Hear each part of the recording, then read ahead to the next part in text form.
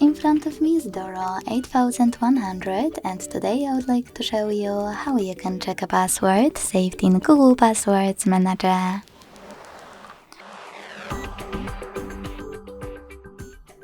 Begin by launching Settings and scrolling all the way down to access passwords and accounts. Then hit this gear next to Google. Tap on Google Password Manager and select the password to check by tapping on it. Enter your screen lock and tap on this eye icon next to your password to make it visible. Thanks so much for watching. If you enjoyed this video, leave a like, comment and subscribe. Bye!